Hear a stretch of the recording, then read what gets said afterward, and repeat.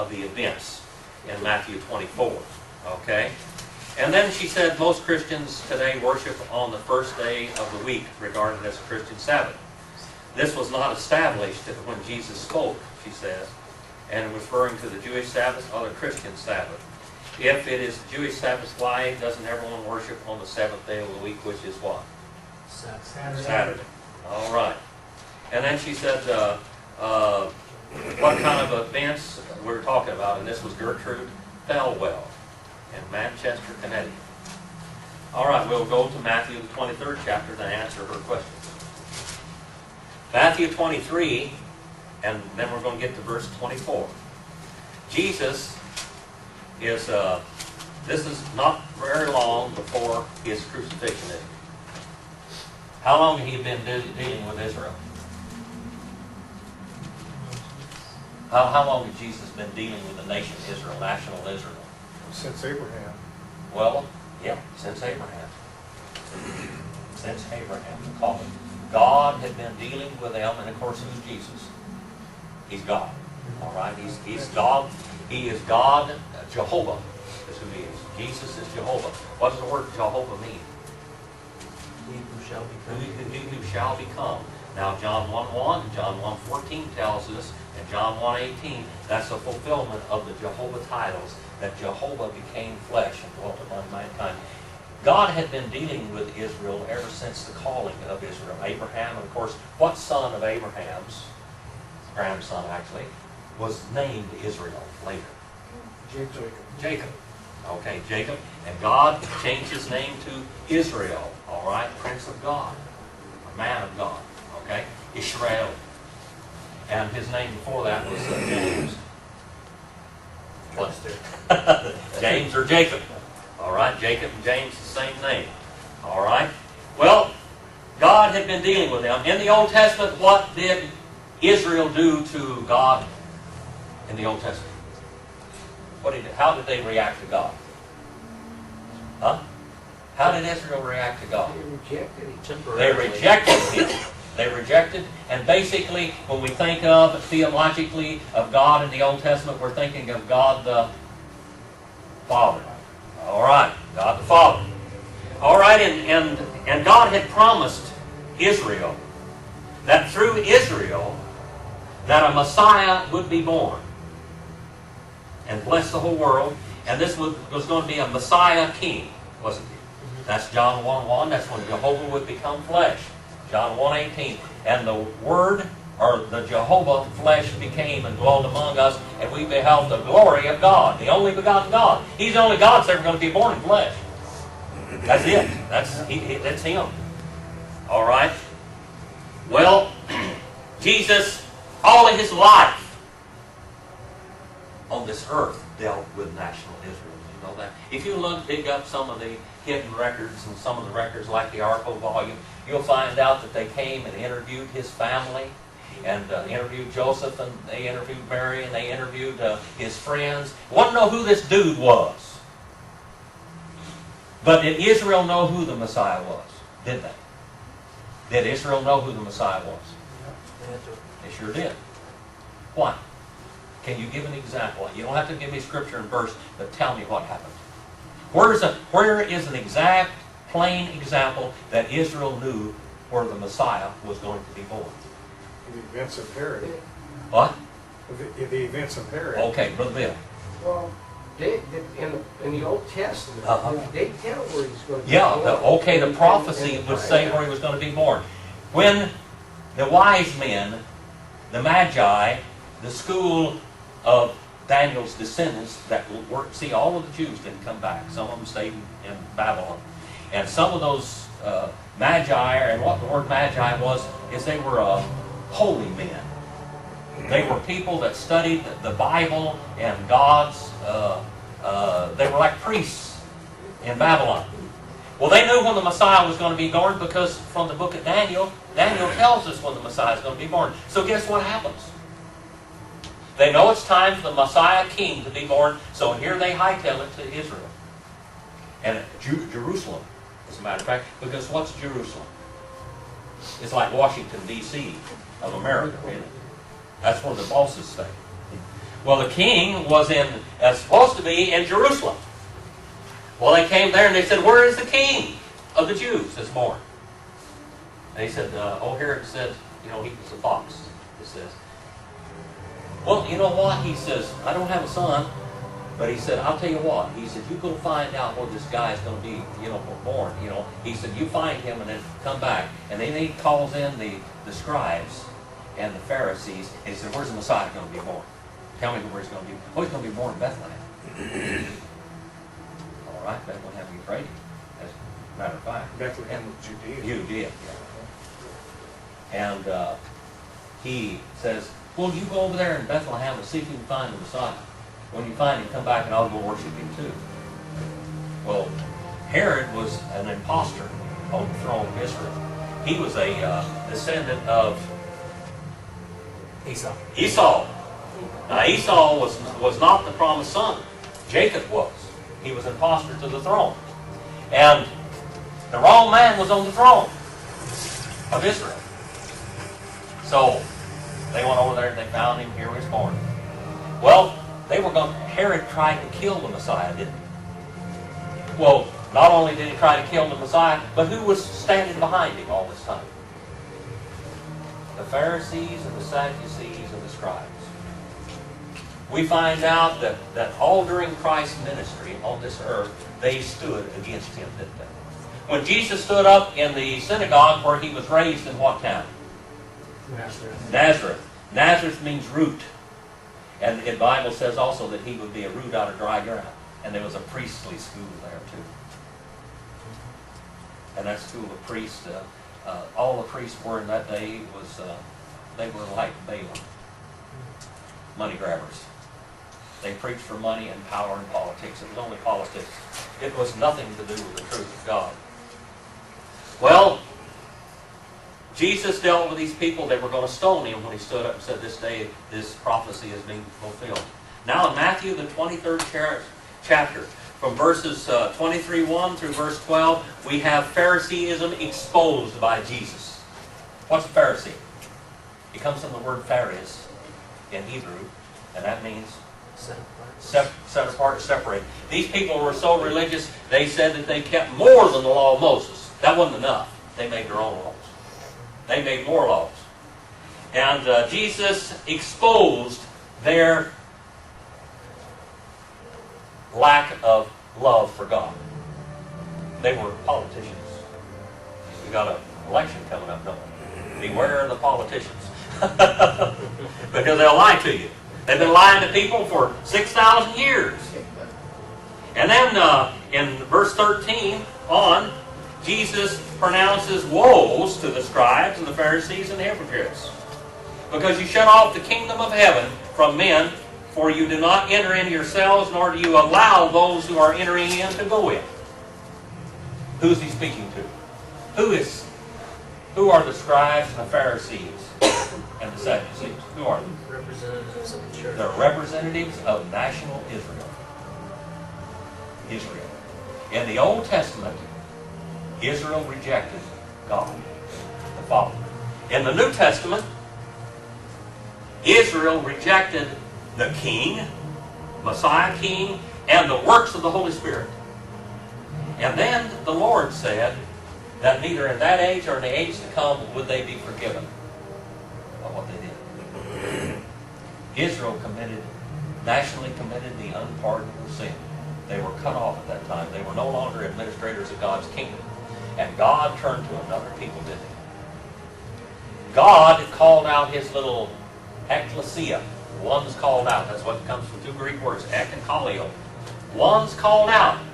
And he gave the keys to the kingdom to that little church. And he said, "I'll be with you during this whole church age." Up here on this chart, I'll get you one of these charts here later. I don't have one with me right now, but I'll make some more of them.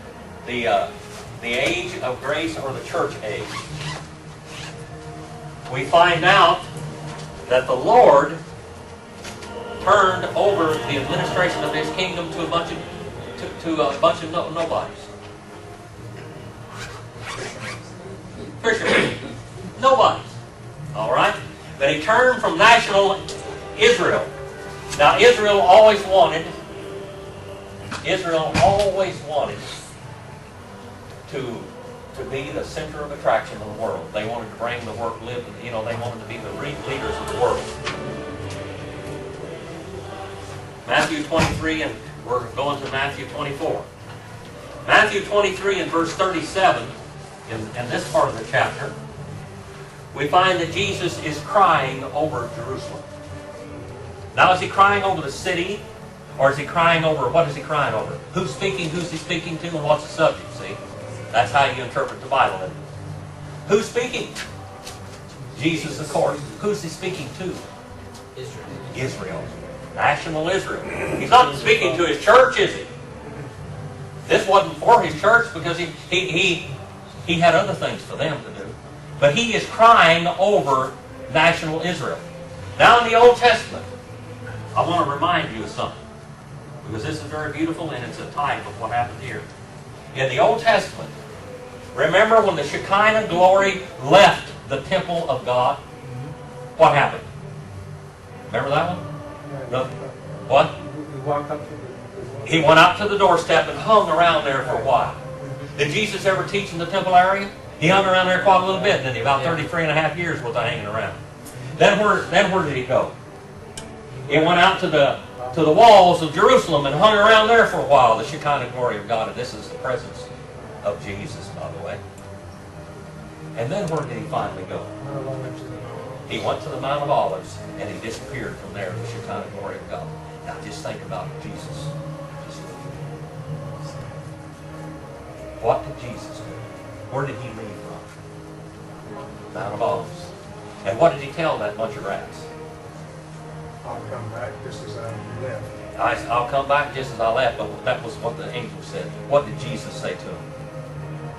You will not see me again until you say, blessed and holy is he that came in the name of the Lord. Because what? They had rejected him.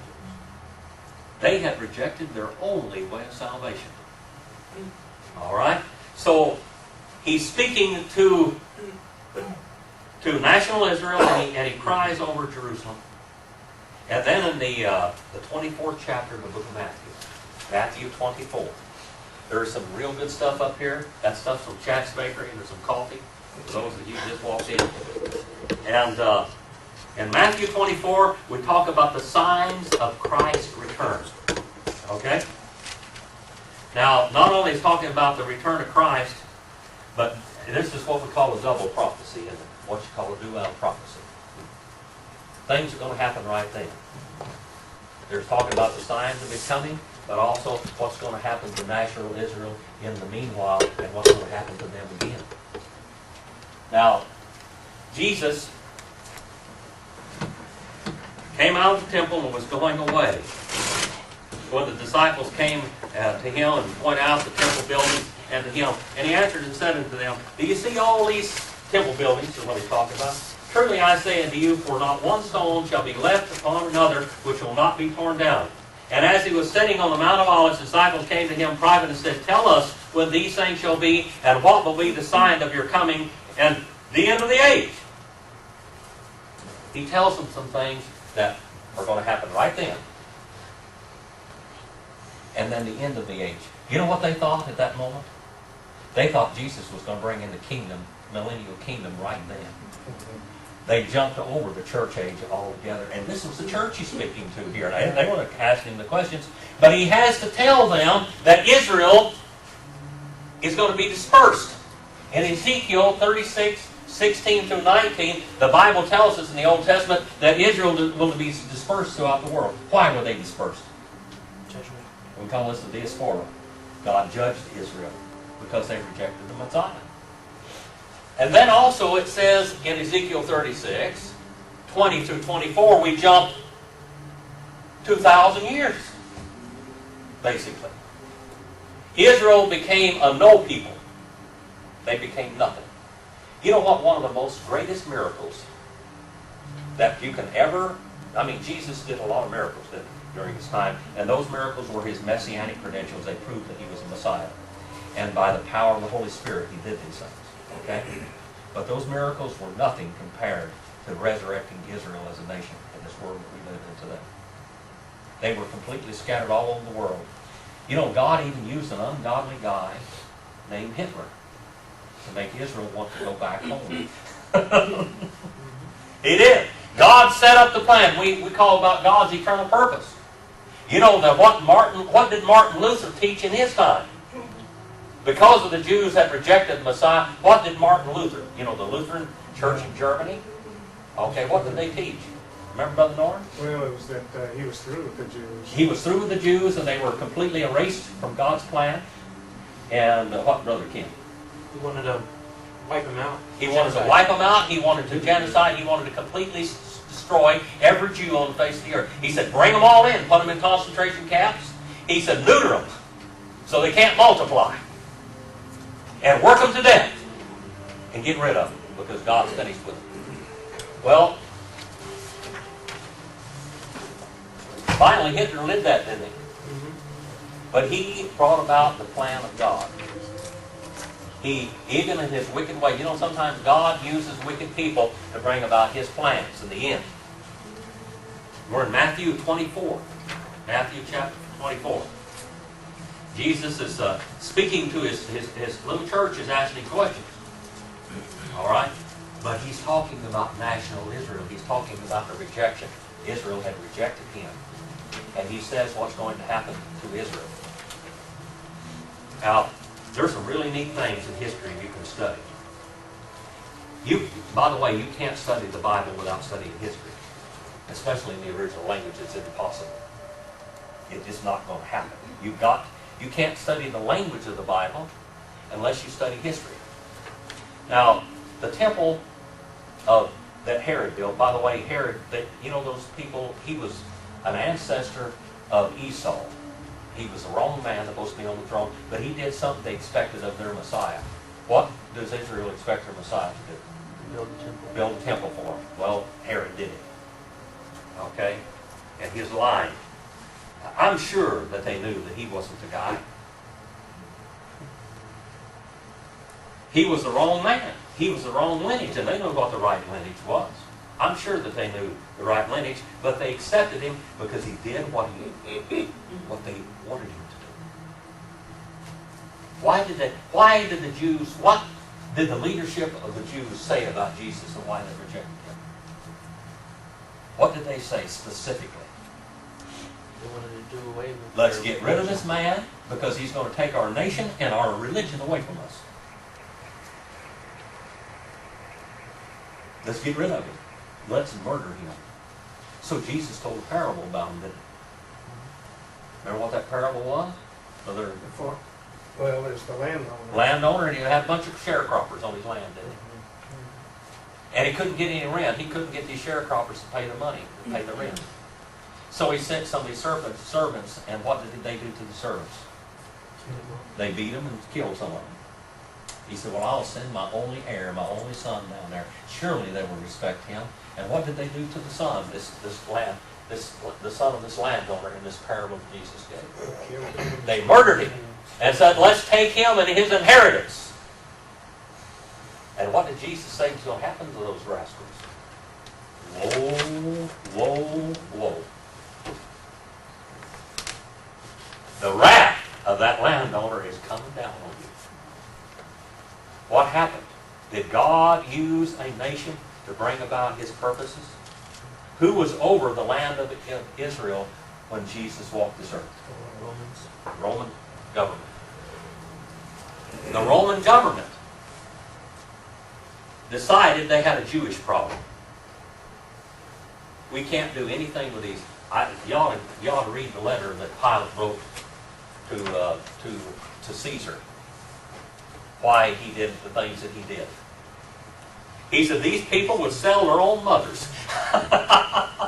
he said that these people will sell their own mothers to further their own political advances. And Jesus said the same thing. Did you know that? What did he say to them? He called them a bunch of vipers. He called them a bunch of vipers, but he said korban. Korban. One time he said korban. What would that word term mean? Remember what korban means? It means gift. Was there Social Security back at that time? No. All right. How is the only way that you can ever be taken care of in your old age when you've got past working? Family and children. Your children. You have your children. And usually the one that would take care of you was the eldest firstborn son. Well, that's why they kept on having kids if they had women, because they were going to be given to somebody. And they needed the firstborn sons, because that's the firstborn son was the one that was going to take care of the family in the old age. All right? Brother Bill. If I remember right reading the Bible, that the firstborn could actually, by saying something, could dissolve that. In other words, not be responsible for it, right? In the Bible? Well, there was times that could happen, but well, we have the Esau denied his birthright, didn't he? And that was dissolved. We have another problem with a guy there that went and started slopping hogs, the prodigal son. All right, he wanted all of his, and he wanted to be divested of his responsibilities, and he got his inheritance and left. That's Okay. the guy that Boaz talked to first, wasn't it?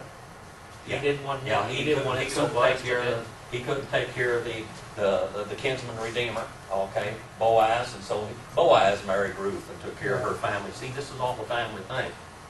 Now, here we are back in the time of Jesus, said who's related to who and who's responsible for who. Okay? The landowner there that was denied by national Israel. Okay? They just absolutely denied their birthright and all that and so forth. Now we have God dealing with Israel. And this Israel, basically, what you're going to see here is a type of what they all did. How about the word Korban? Korban. Do you remember reading that in the Bible? Korban? Jesus said you say Korban. Now, if you don't understand what that means, you'll never understand and be able to interpret that verse. That word Korban means gift. And the eldest son among these Pharisees would say, I am donating everything that I have when I die is going to be given to the temple and for the temple service. So therefore, I cannot take care of my mother and my father because all this is dedicated to God. What a rotten, cheap way to get out of your responsibilities. Did you ever know that, Brother John? That's quite a... And I mean, it's not much said about it. But what a rotten way. And Pilate says, you would sell your own mothers. But make it political advances. Well, Jesus is condemning, Matthew the 24th chapter. Jesus is condemning Israel. Now remember again. Remember the type that we have in the Old Testament of the glory of God, the Shekinah glory of God. When the Shekinah glory of God left the temple, it went to the doorstep and stood. It went to the temple gate and stood. And then it went to the Mount of Olives, and finally the Shekinah glory of God left Israel. The presence of God left Israel. Jesus did the same thing to national Israel when he was here on this earth. We have that again, the same thing happened. Now he said, they asked him, what's going to be the signs of your coming? Well, he said, something's got to happen first, fellas. You're expecting me to bring in the kingdom right now, only it's not going to happen. Okay? The kingdom of God is not coming right now. We got the whole church age to take care of here. Jesus hadn't even died yet, had he? The Messiah was going to be rejected. Psalm 22 and Isaiah 53. You read those two chapters in the Bible and you'll find out that Israel was going to reject the Messiah. They couldn't see that. Not even his little church couldn't see that. Well, this church age would go, Israel would be dispersed, and then what's going to be the sign of the return? What's going to be the sign of the end of this age? Israel will be regathered. And like I said, God used wicked men such as Hitler and some of the other people in Europe that brought about this. While they had boatloads of those Jews over there in the harbor of Haifa after World War II, they didn't even know what they were going to do with it. Did you know that? They had gathered them up all over the world and they were living on ships out there. Displaced persons. And those people, God put a desire in their heart. Can God work, put desire in wicked people's hearts? Why? His eternal purpose is going to be kept. It's going to be gone. It's going to, like a field being plowed. Those people wanted to be on that land so much, and they walked off and left that land, remember? They were driven out of it and everything, but they walked off and left it, and they had never gone back. Those people jumped off in those icy waters and swam, and without any clothes, without any food, without anything, and went out there and started living in the land of Palestine after World War II. And finally, in May the 14th, 1948, Israel became a nation again. That's Bible prophecy, people. That's Bible prophecy. That was the greatest miracle in all history, when Israel became a nation again. And of course, the next day, what happened May the 15th, 1948? The 6-Day War. 5 Arab nations that were much bigger than them declared war on this one nation. And they whooped the socks off of them. Now, what kind of a miracle of God, again, was that? Is God working with... Now, these people don't even believe in the Messiah yet. But God is plowing His eternal purpose through time. His unpreventable progress in eternal purpose is going to come to power. All right? Now, Jesus is talking to these people. He said, do you not see all these things? Look at the building, look at the temple in verse 24 and verse 1. Look at all these things. I'm telling you something, he says. There won't be left one stone upon another. This place is all going to be torn down. And they said, what's the sign of your coming? And the end of the age.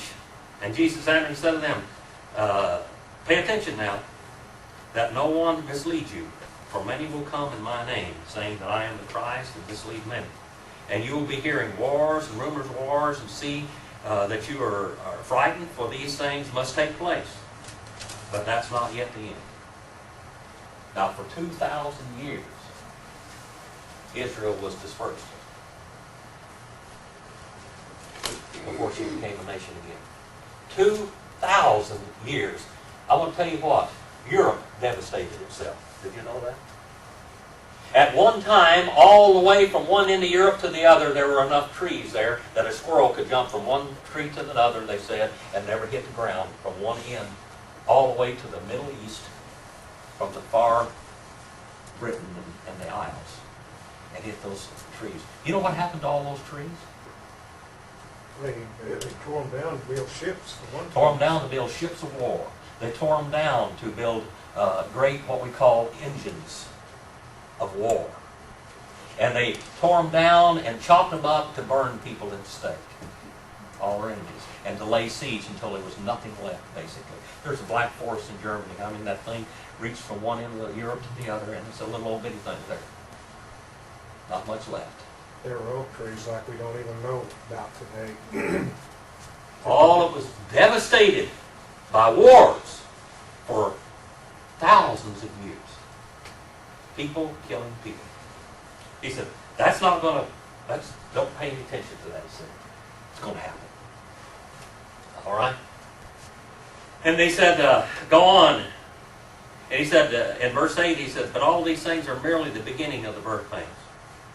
He said, then they will deliver you to tribulation, and will kill you, and you will be hated by all nations on account of my name.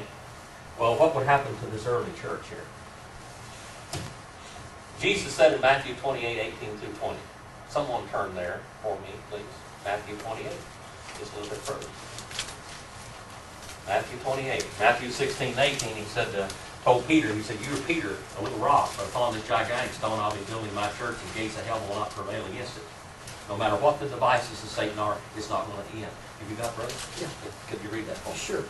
And Jesus came up and spoke to them, saying, all authority has been given to me in heaven and on earth. Go therefore and make disciples of all the nations, baptizing them in the name of the Father and the Son and the Holy Spirit, teaching them to observe all that I commanded you. And lo, I am with you always, even to the end of the age. All right. That whole age, the Lord is going to be with His churches. All right? He's talking to His church there. He did tell them, He said, you go and wait in Jerusalem until you receive the Shekinah glory of God, the leadership of the Holy Spirit, the Comforter, and He will lead you and protect you wherever you go. And He said, I'll be protecting you.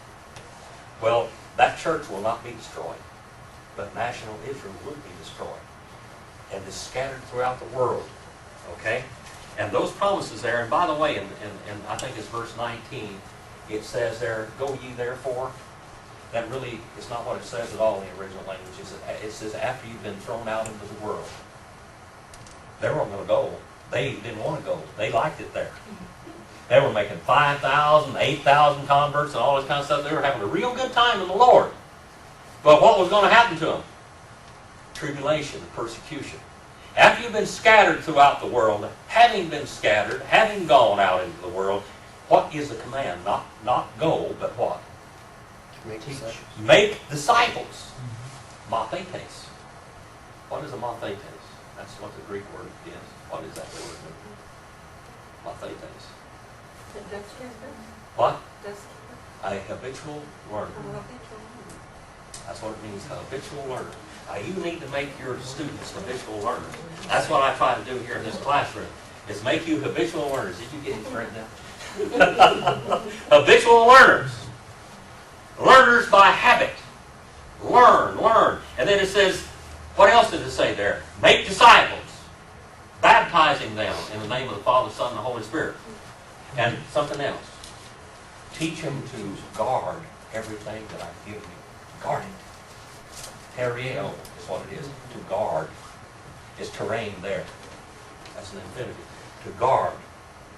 To teach and to guard all things that I've given you, because it is a divine gift. It is a divine proclamation. And of course, Paul told us what we're supposed to preach, didn't he? 1 Corinthians 15th chapter. He said, preach the gospel. What's the gospel? Israel never understood it, did they? The gospel is that Jesus Christ came according to the Scriptures, in the flesh. That he was killed by national Israel. And that he was raised from the dead. And without the resurrection, there is no gospel. There was a death, and there had to be a resurrection. Well, Israel would not have any of it, would they? Israel wouldn't have any of it, would they? They wanted to pay, and by the way, who stood guard at the tomb? All of you Bible scholars. Who stood guard at the tomb? I know what you see on television. All right? The Pharisees stood guard. Temple guards. The temple guards. The Roman soldiers had nothing to do with it. Pilate said, leave me alone, get out of here and do the best you can with those little guards you got over there in the temple area, them little temple soldiers. I won't have anything to do with it. So, they had the Jewish soldiers out there guarding the tomb. Now, a Roman soldier, if he would have fallen asleep on duty, there was only one answer to that situation. Death. Do you think they'd have been able to bribe a Roman soldier? But they bribed those Jewish soldiers and said, well, you're here now, you're responsible to the Roman government, but we're going to get you out of it. And they're going to be all right. And they put the high priest seal on it, not Pilate's seal. It had nothing to do with Rome at all. The high priest seal was his signet ring was put on that clay that was put around that stone that was rolled up against there. And they bribed them. They knew Jesus was raised from the dead, and they bribed people to lie. Talk about hardened criminals, hard hearts against God. That's wickedness, isn't it? And they were responsible. They were God's leaders. He told them in verses 15, he says, perilous time will come. He said in verse 13 and verse 14, but the one who endures to the end, he shall be saved, and the gospel of the kingdom shall be preached into the whole world for a witness of all nations, and then the end shall come. The church will do its job, not because of the church, but because of the promises of Jesus, that he would be with his church. And then when that's done, the end of the age comes. And that's what we call the rapture of the saved, 1 Thessalonians 4:16 and 17.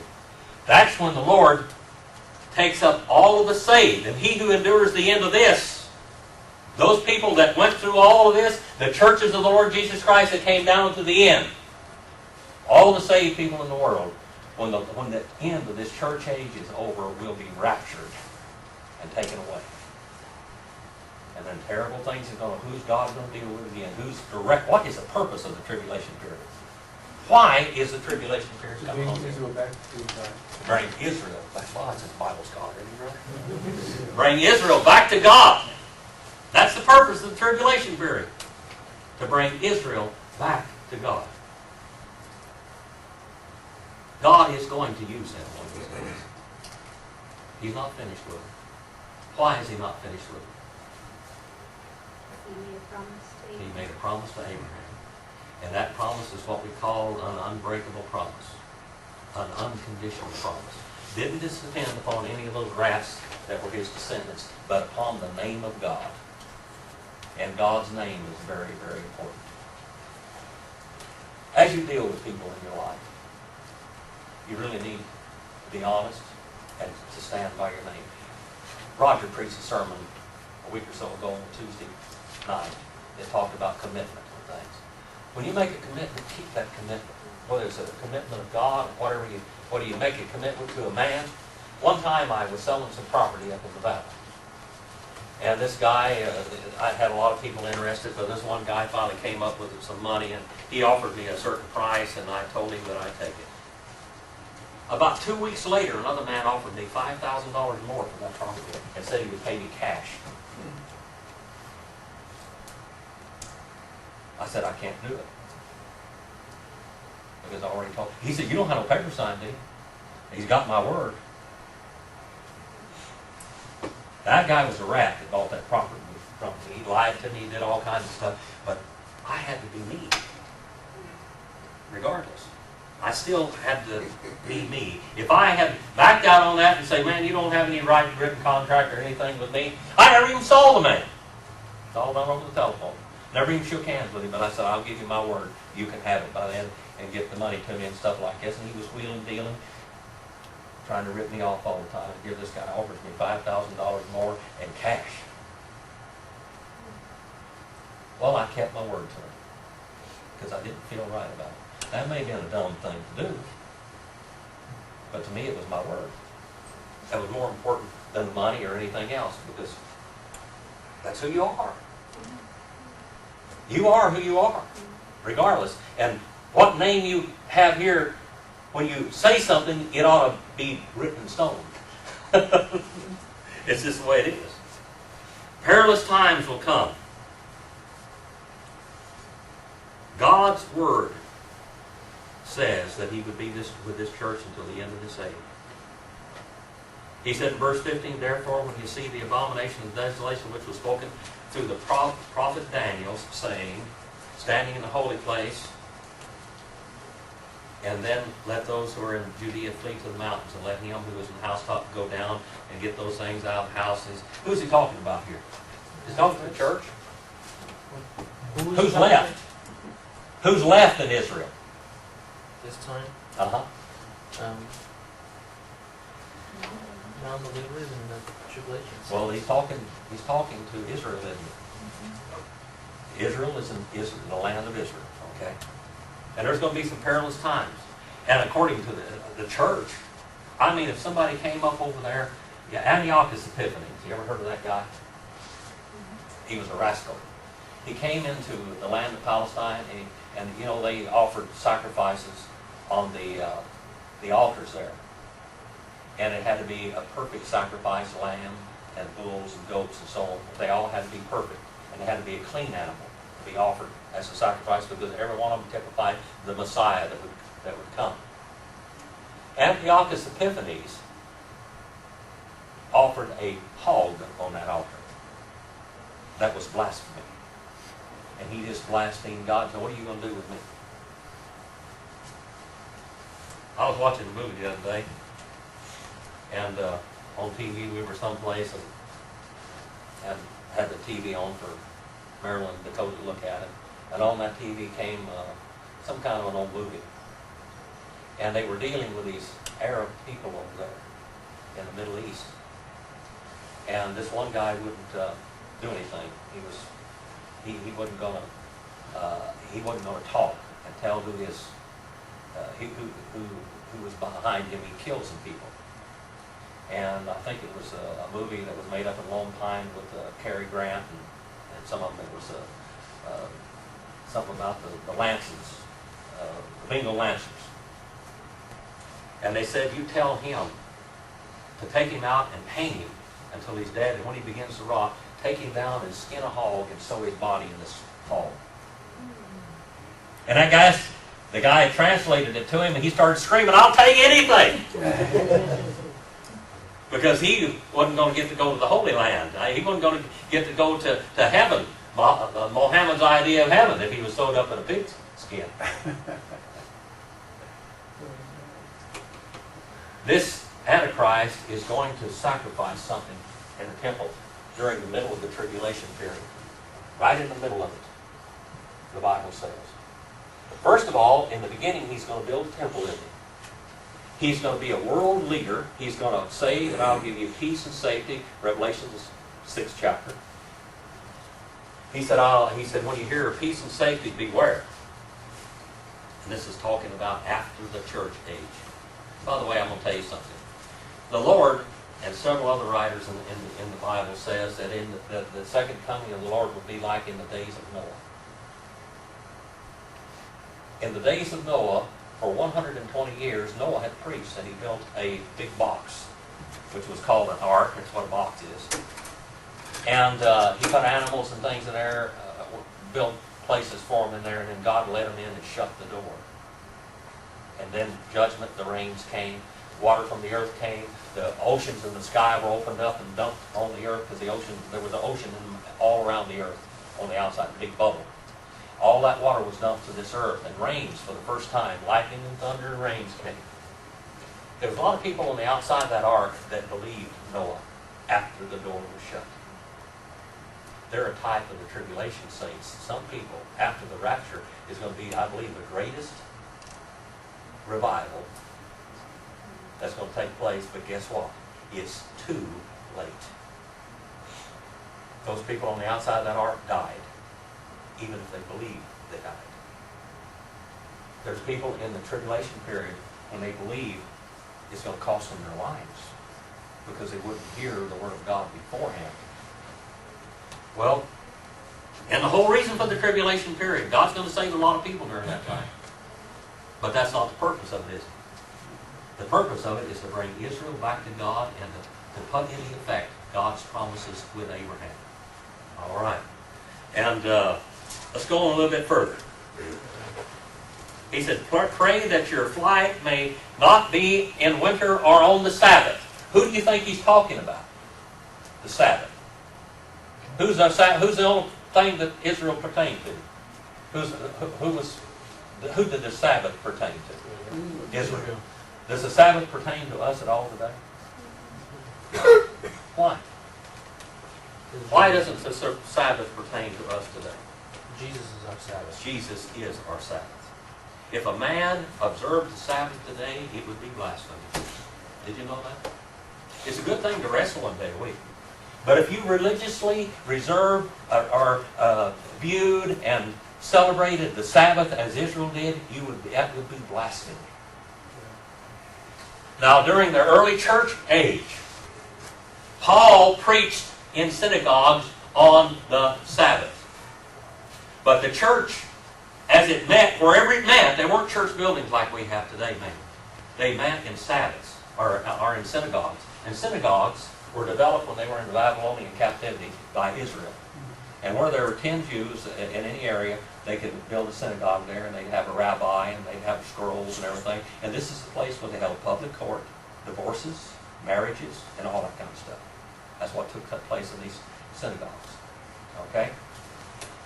Well, Paul, after the Lord came and nullified the synagogues and all that stuff, I mean, there was no more reason to look for the Messiah after Jesus came, was it?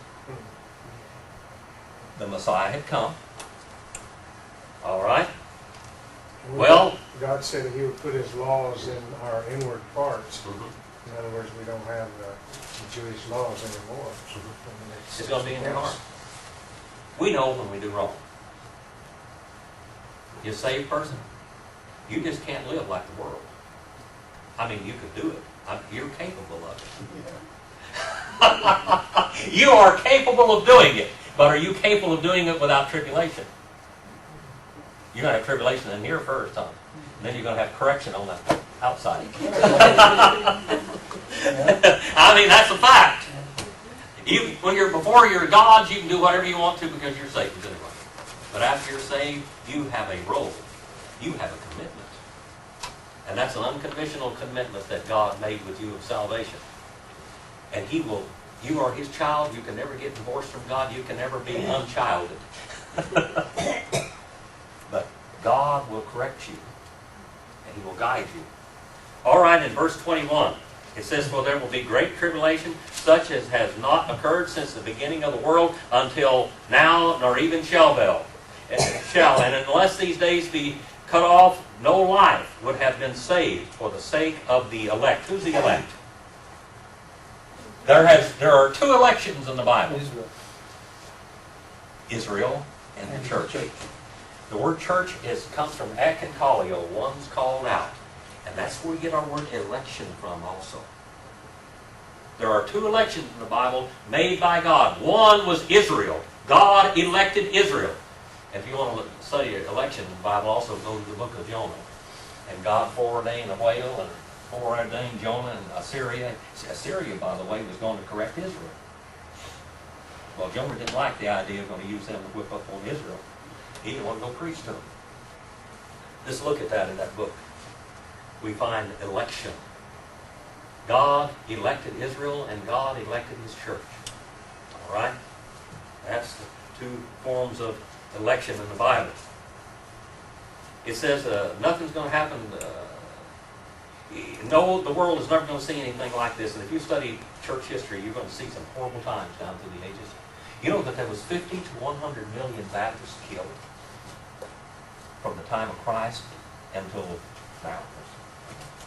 Throughout the world. 50 to 100 million? Why mothers and fathers had to see their children killed in front of their eyes because they would not denounce the name of Christ.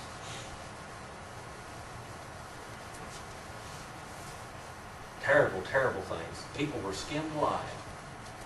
They were disembodied, disemboweled while they were still alive. Horrible things happened. But it says there's nothing like it's going to happen in His last days. This prince is going to come upon this earth and he's going to lead all the Western nations.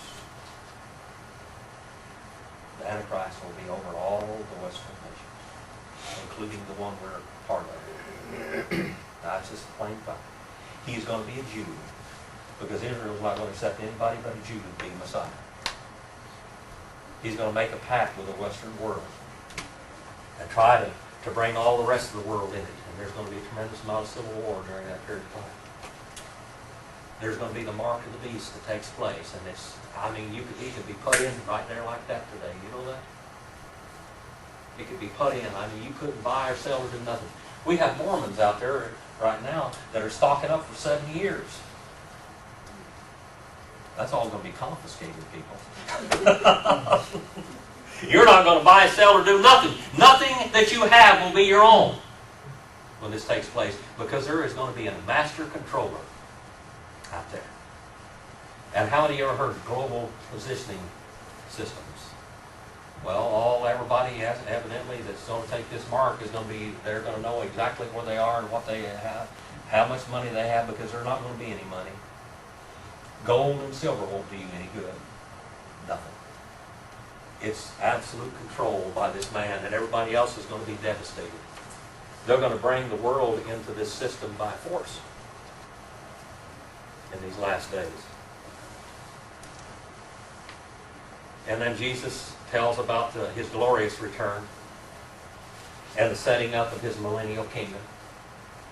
After Israel, He said to Israel, what did He say to them personally before He was crucified, before He left? What did He say to that nation nationally? It's recorded in the Word of God.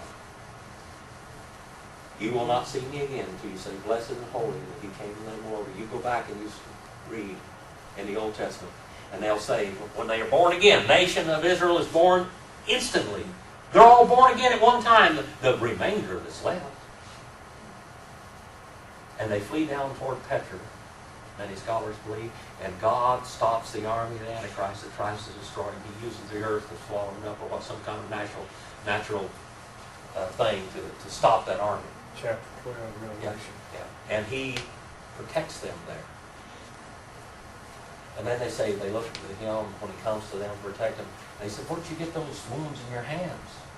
And in your feet and your side, he said, in the house, my friends. And he said, they will weep as one weeps for his only son that's dead. Because that was Israel's only Messiah. That's the only Messiah that any man will ever see. He is the only Messiah. He is the only way of salvation. God is talking to Israel.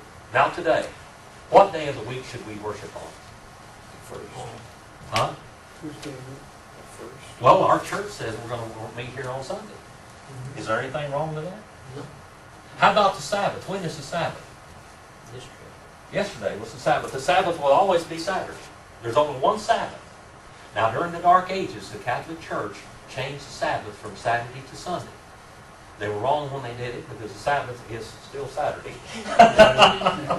They had a lot of blue laws, all kinds of stuff in the meanwhile, but Sabbath is still Saturday, the seventh day of the week. All right. Now, if we wanted to worship on Monday, would there be anything wrong with that? Tuesday, Wednesday, Thursday, Friday. How about the Sabbath? Nothing wrong with that. The early churches worshiped God every day. We're kind of lazy slackers today.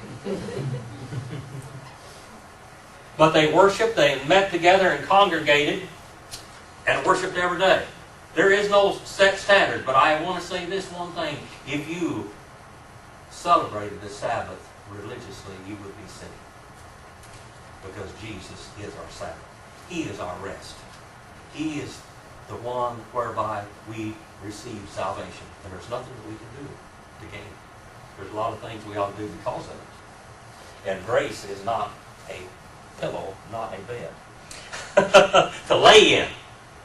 Because when you're a child of God, you want to do the things of God. All right. Jesus went on to say, he talked about his glorious return in 24, 29 through 31. Then he talked about the parable of the fig tree. What is a parable, by the way? It comes from two Greek words, para and balo. Balo, we get a word ball from. What do you do with a ball? You throw it. They're playing World Series or something right now, aren't they? Or maybe it's not over with or something, I don't know. But they're throwing a ball, and that word ball comes from the Greek word balo. That means I throw. And para means beside, to throw something beside. So something physical beside something spiritual so you can understand it. And Jesus talked about, he said, learn the parable from the fig tree. And he said, you know, a fig tree is supposed to have fruit on it all the time. When it's got leaves on it, it's got fruit on it. It produces and produces and produces. So if you see leaves on the parable of the fig tree, you're supposed to expect what? Fruit. When God saves you, there ought to be fruit. All right? When you're administrators in God's kingdom, there ought to be fruit. Who was the administrator in God's kingdom at this time? Israel. Israel. Well, it talks about an unfruitful fig tree. And the Lord said, chop it down. And another place, he cursed the fig tree and it withered and died right then instantly. Because that fig tree did not bear fruit. Israel did not bear fruit until therefore they were cut off. And then it talks about be ready for his coming. And then the parable of the 10 virgins and the parable of the talents. We have a lot of parables here, don't we? In these 24 and chapter 25. Then we have the judgment. And then in verse 26, the plot to kill Jesus. The parables are being fulfilled. The parables are being fulfilled. Because a plot to kill the Messiah had come. Israel had cut herself off from God. God had divorced her. God divorced her. She's done with it. You know what? Israel will never be the bride of God. Never. God's going to have a place for her. But she was divorced. He found him a new woman. church. And that's going to be the bride. God will still use her. Now, I hope this lady that wrote in this question from discoveredword.com, or she wrote in a question about Matthew, the 24th chapter, about the Sabbath. I hope that answers her question, and I hope it helps you today in your understanding of the Word of God and your interpretation of the Bible to unfold it. And what is it about time to? Are they almost done out there? Pretty close. Pretty close. Okay, pretty close to it. I'm going to turn this over to Brother Greg, and Brother Greg is our prayer group leader. And if you got a prayer request, tell Brother Greg, and he'll pray them up next week. And not only that, but thank you again for your prayers for me. I've got to go back in for another test Wednesday. But last Wednesday, I went through that thing in flying colors. I could even eat now, and which is really good. I lost 20 pounds not able to eat. And they stretched that valve. There wasn't anything going. I couldn't eat. It was just so closed. The one that from the esophagus to your stomach said it wouldn't work. So thank you for that. And I've got to go back in for the colon thing and then that other biopsy too in about a week after that. And thank you for that. And that's my praise. Good morning. Did everyone get a copy of the prayer sheet?